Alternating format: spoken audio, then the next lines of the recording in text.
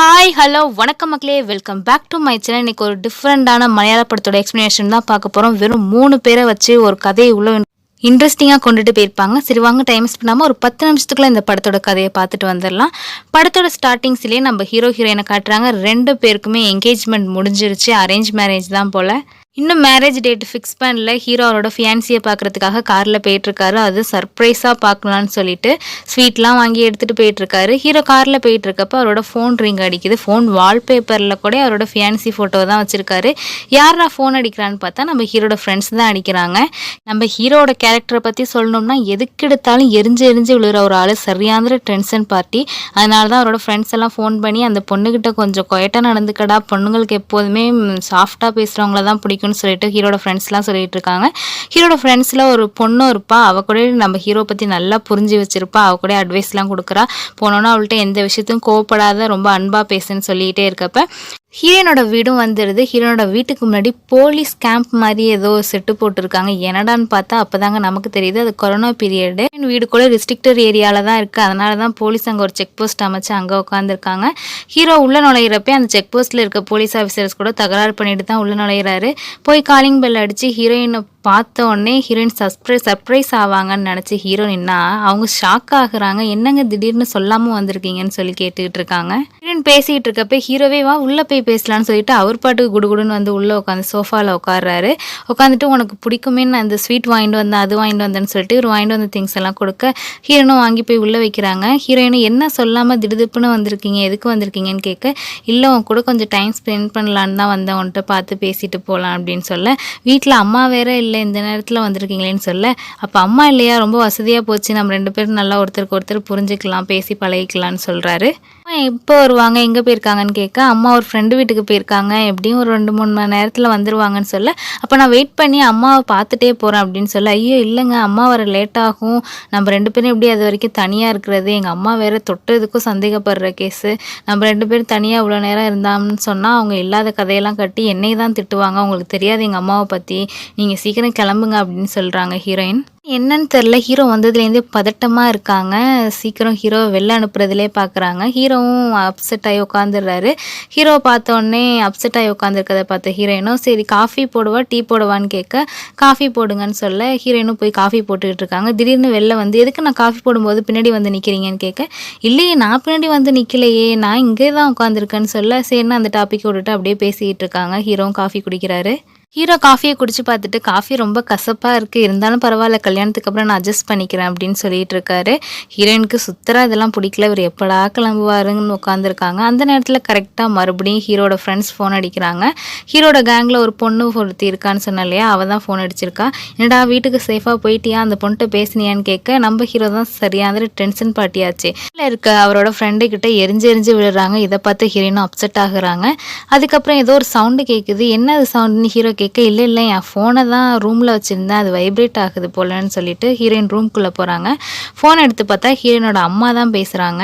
ஹீரோவும் அம்மா தான் ஃபோனில் இருக்காங்க, நீங்கள் கொஞ்சம் அமைதியாக இருங்க, நீங்கள் இருக்கிறத சொன்னால் அம்மா டென்ஷன் ஆயிடுவாங்க, என்னை தான் திட்டுவாங்கன்னு சொல்ல ஹீரோயின் ஃபோன் அட்டன் பண்ணி பேசிக்கிட்டு இருக்காங்க. ஹீரோக்கு பயங்கர இருமல் வருது, கண்ட்ரோல் பண்ண முடியாமல் இருமிடுறாரு.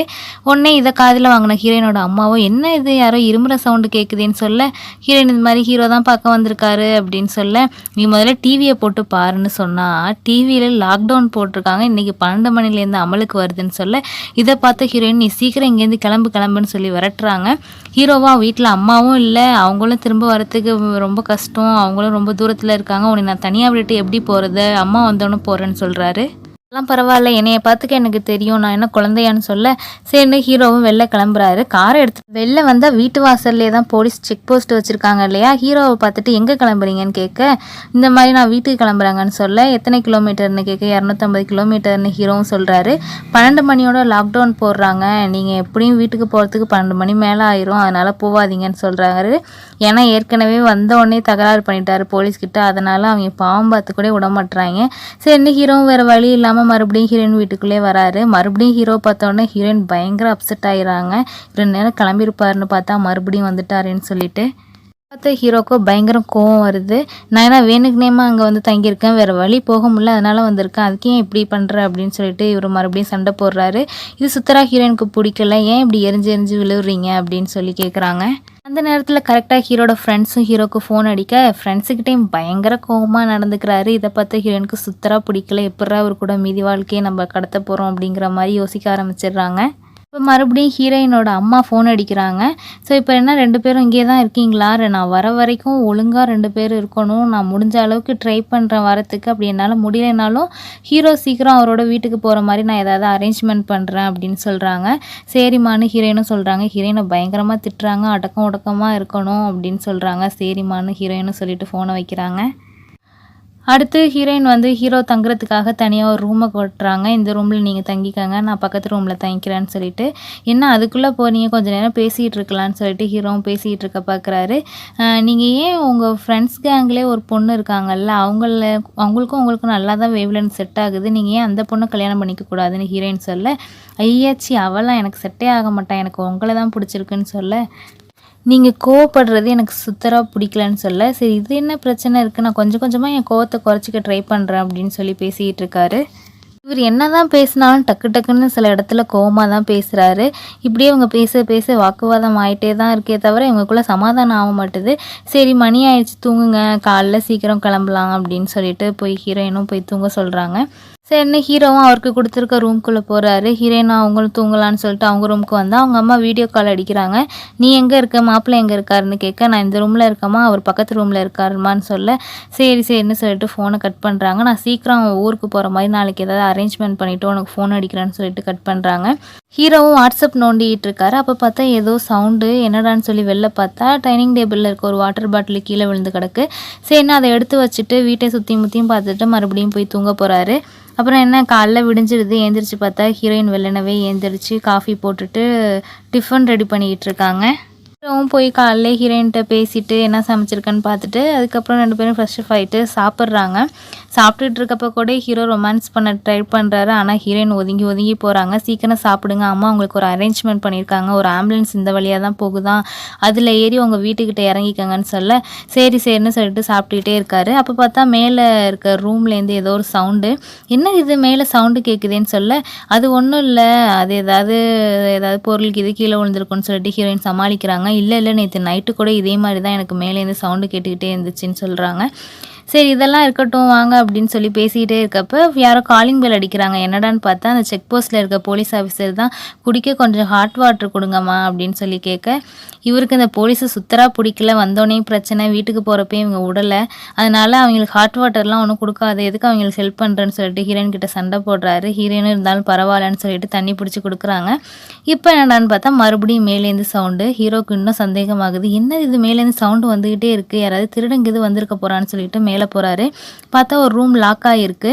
அந்த ரூம்குள்ளே தான் யாரோ இருக்காங்க அப்படின்னு சொல்லிட்டு அந்த கதவை உடைக்கிறதுக்காக ஏதாவது இரும்பு லாடு இருக்குமான்னு சொல்லிட்டு வீட்டை சுற்றி முற்றி தேடி ஒரு இரும்பு லாடை எடுத்துக்கிட்டு மேலே போகிறாரு. ஹீரோயின் எவ்வளவோ தடுக்கிறாங்க, அங்கே எதுவும் இல்லைன்னு சொல்லிட்டு இல்லை யாரோ இருக்காங்கன்னு சொல்லிட்டு ஹீரோவும் அங்கே போய் அந்த கதவை உடச்சி திறக்கிறாரு. உள்ளே பார்த்தா ஒரு 47 வயசு மதிக்கத்தக்க ஒரு பெரியவர் தான் ஒரு கிளாஸை உடச்சிட்டு அதை பொறுக்கிட்டு இருக்காரு. அவரு கேஷுவலாக தான் இருக்காரு. அதான் அவரை பார்த்துட்டு பதட்டத்தில், யாரா நீ எதுக்குடா அங்கே வந்திருக்க அப்படின்னு சொல்லிட்டு அடிக்க போகிறாரு. ஹீரோயின் தடுத்து, நான் சொல்கிறேன் அவர் யாருன்னு சொல்லிட்டுன்னு சொல்கிறாங்க. அவர் பேர் ஜோ, நான் அவரோட தான் ஓடி போகலான்னு பிளான் பண்ணி வச்சுருந்தேன், கரெக்டாக நீ அந்த நேரத்தில் வந்து எங்கள் பிளானே கெடுத்துட்ட, எனக்கு அவரை தான் பிடிச்சிருக்கு அப்படின்னு சொல்கிறாங்க. இதை கேட்ட ஹீரோக்கு ஷாக் ஆயிடுது. ஏன்னா ஹீரோயினுக்கு அப்பா மாதிரி வயசில் இருக்க ஒரு நபரை பிடிச்சிருக்குன்னு அவர் கூட ஓடி போகிறேன்னு சொல்கிறது ஹீரோக்கு பெரிய ஷாக்கிங்காக தான் இருக்குது. என்னட்ட இல்லாத அப்படி என்ன உன்ட்ட நீ பார்த்த, எதுக்காக நீ அவன் கூட போகிற, அவன் வீடு என்ன, அவன் ஊர் எதுன்னே தெரியலை, உன்னை பற்றி முதல்ல எனக்கு சொல்லுன்னு சொல்ல அந்த நபரே அவரை பற்றி அறிமுகப்படுத்திக்கிறாரு. நான் இந்த மாதிரி ஒரு ட்ராவலர் அப்படின்னு சொல்லிட்டு நான் நாடு ஃபுல்லாக சுற்றிக்கிட்டே தான் இருப்பேன் அப்படின்னு சொல்ல, ஹீரோயினும் ஆமாம் உன்னோட ஃபேஸ்புக்கை நீ பார்த்தியா, வெறும் ஜிம் போகிறது, பாடி பில்டர் இந்த மாதிரி போஸ்ட்டு தான் போட்டுட்ருக்க, இதே அவரோட ஃபேஸ்புக் போஸ்ட்டு பாரு, நேச்சர் அனிமல்னு சொல்லிட்டு பார்க்கவே பீஸ்ஃபுல்லாக இருக்கும், அதுலேருந்து தான் எனக்கு அவரை பிடிக்க ஆரம்பிச்சிச்சு. அதுக்கப்புறம் நாங்கள் ஃபேஸ்புக்லேயே ஃப்ரெண்ட்ஸ் ஆனோம், அதுக்கப்புறம் அவர் கூடயே நம்ம வாழ்க்கை இருந்தால் நல்லா இருக்குமேன்னு சொல்லிட்டு தான் நீ வீட்டுக்கு கிளம்பிவா நான் உன் கூட வந்துடுறேன்னு சொல்லி நான் தான் அவரை வரவழைச்சேன் அப்படின்னு சொல்கிறாங்க ஹீரோயின். கேட்ட ஹீரோக்கு பயங்கரம் கோவம் வருது. நீ என்னை விட பெட்டரான ஒருத்தனை செலக்ட் பண்ணியிருந்தா கூட சரி நல்லா இருந்துட்டு போன்னு விட்டுருவேன். நீ என்ன இந்த ஆளன்னு போய் பிடிச்சிட்டு நான் இவன் கூட வாழ போகிறேன்னு சொல்கிறேன். நம்மளுக்கு என்கேஜ்மெண்ட் ஆயிடுச்சு. அந்த ரிங்கு கூட உன் கையில் இருக்குது. இதெல்லாம் உனக்கு ஞாபகம் இருக்கா இல்லையான்னு கேட்க, ஓ இந்த ரிங்கு தான் பிரச்சனையா, நான் இப்போயே உனக்கு கழட்டி தரேன்னு சொல்லிட்டு கழட்டியும் கொடுக்குறாங்க. அதுக்கப்புறம் அந்த ஜோங்கிற நபரும் இவ்வளோ நேரம் பேசாமல் இருந்தவர் இப்போ ஹீரோ கிட்ட பேச ஆரம்பிக்கிறாரு.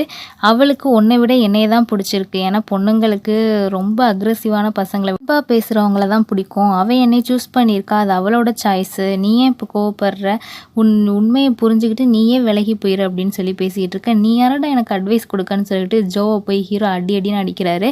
ஹீரோன்னு தடுக்கிறாங்க. இந்த கேரக்டர் தான் உங்ககிட்ட எனக்கு பிடிக்கவே இல்லை, அதனால தான் நான் உன்னை வேணானே முதல்ல முடிவு பண்ணேன் அப்படின்னு சொல்லிட்டு இருக்காங்க.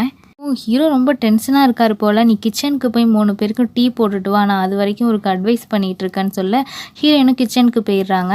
இப்போ வந்து ஜோ ஹீரோ கிட்ட பேசுகிறாரு. அவளுக்கு உன்னை விட என்னைய தான் பிடிச்சிருக்கு, இது அவளுக்கு வயசாகிடுச்சு, அவளே அவள் லைஃப் பார்ட்னர் சூஸ் பண்ணுற உரிமையும் இருக்குது. நீ பொண்ணுங்கள்ட்ட அன்பாக நடந்துக்கிட்டேன்னா உன்னையும் பிடிக்க போகுதுன்னு சொல்லி அட்வைஸ் பண்ணிகிட்டு இருக்க. ஹீரோ டென்ஷன் ஆகி ஓங்கி ஒரு சேரை எடுத்து ஜோவை அடிச்சிடுறாரு. அப்போ கூட ஜோ பாருங்கள் பொறுமையாக தான் இருக்கார். இதை பார்த்து ஹீரோயின் மறுபடியும் வந்து சண்டையை நிறுத்துறாங்க. ஜோவோ நீ போய் டீ போடுற வேலையை பாருமா, நான் பேசி சமாதானப்படுத்திக்கிறேன்னு சொல்ல ஹீரோவை கூப்பிட்டு உட்கார வச்சு, உனக்கு ஒன்று தெரியுமா, நான் அந்த வீட்டுக்கு வந்தது யாருக்குமே தெரியாது, பின்வாசல் வழியாக வந்தேன். நீ வந்தது இந்த எல்லாருமே பார்த்துருக்காங்க, வாசலில் இருக்க போலீஸ் ஆஃபீஸர்ஸ் கூட பார்த்துருக்காங்க. நீ கிளம்புன அடுத்த நிமிஷமே நான் அவளை கொண்டுட்டு இங்கேருந்து கிளம்பிடுவேன்னு சொல்லி இவருக்கு இன்னும் பீதியாகுது ஹீரோக்கு. செத்தானா அந்த கொலைப்பழி ஓ மேலே தான் வந்து விழுவும். ஏன்னா நீயும் ஹீரோயினும் மட்டும்தான் இந்த வீட்டில் இருக்கிறதா வெளியில் உள்ள போலீஸ் நினச்சிக்கிட்டு இருக்காங்க, நான் இருக்கிறது யாருக்குமே தெரியாதுன்னு சொல்ல ஹீரோ ரொம்ப பயப்படுறாரு. இவங்க பேசிகிட்டு இருக்கிறது தான் ஹீரோயினுக்கு தெரியாது. கிச்சன்லேருந்து இவங்க காஃபி போட்டுட்டு கேஷுவலாக வராங்க. வர ரொம்ப துமுறாக பேசவும் ஜோக்கும் கோவம் வந்துடுது. ஹீரோவோட கழுத்தை நெரிச்சு உனக்கு கொன்றுவேன் இந்த இடத்துலேன்னு சொல்ல இதை பார்த்து ஹீரோயின் பயந்து போயிடுறாங்க. என்னடா சாஃப்டாக இருந்தாலே இப்படி இறங்கிட்டாரேன்னு சொல்லிட்டு ஜோ அடித்த அடியில் ஹீரோட மூக்குலேருந்துலாம் ரத்தம் வருது. நேரத்தில் கரெக்டாக யாரோ பெல் அடிக்கிறாங்க. பார்த்தா போலீஸ் ஆஃபீஸர் தான். ரெஸ்ட் ரூம் யூஸ் பண்ணிக்கலாமான்னு சொல்லிட்டு வந்து நிற்பாங்க. இந்த மாதிரி நான் இருக்கிறத இவங்க 2 பேரும் போட்டு கொடுத்துடக்கூடாதுன்னு சொல்லிட்டு ஜோ வந்து ஹீரோவை பிடிச்சி துப்பாக்கி முனையில் பிடிச்சி வச்சுக்கிட்டு கேஷுவலாக நடந்துக்க சொல்லி மிரட்டுவார். அதனால் இவங்களும் போலீஸ்கிட்டையும் எதையும் காட்டிக்க முடியாத சூழ்நிலையில் மாட்டிக்கிட்டனால கேஷுவலாக நடந்துக்கிட்டு அவரும் வெளில போயிடுறாரு. அதுக்கப்புறம் மறுபடியும் ஜோ வந்து உட்காடுறாரு. நேரத்தில் கரெக்டாக மறுபடியும் ஹீரோனோட அம்மா கிட்டேருந்து ஃபோன் கால் வருது. இன்னும் 10 நிமிஷத்தில் நம்ம வீட்டுக்கிட்ட ஆம்புலன்ஸ் வந்துடும், அதில் மாப்பிள்ளை ஏறி போக சொல்லிடு அப்படின்னு சொல்ல அவங்க ஃபோனை வச்சிடுறாங்க. இதை கேட்டு ஹீரோ நான் கிளம்புறேன்னு சொல்லி கிளம்ப ஹீரோயினுக்கு இப்போ பயமாயிடுது. போகாதன்னு சொல்லிட்டு ஹீரோவை இருக்க சொல்கிறாங்க.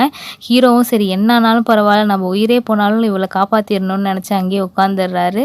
அது மட்டும் இல்லாமல் ஜோவை இப்போ ஹீரோக்கு பிடிக்கல ஹீரோயினுக்கு. அதனால் ப்ளீஸ் எங்களை வாழ விடு, நீ போயிரு அப்படின்னு சொல்கிறாங்க ஹீரோயின்.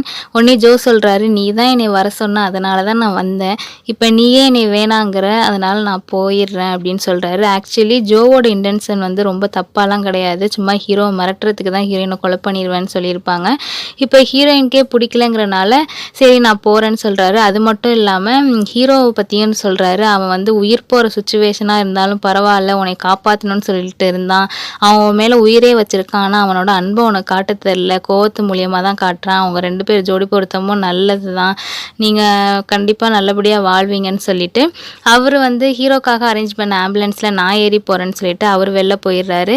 ஹீரோயினுக்கு இப்போ தான் நிம்மதியே வருது. ஐயோ தப்பான முடிவு எடுத்துட்டோமே, நல்ல வேலைடா அப்படின்னு சொல்லிட்டு ஹீரோவோட சாஞ்சி சோஃபாவில் உட்காந்துருக்காங்க.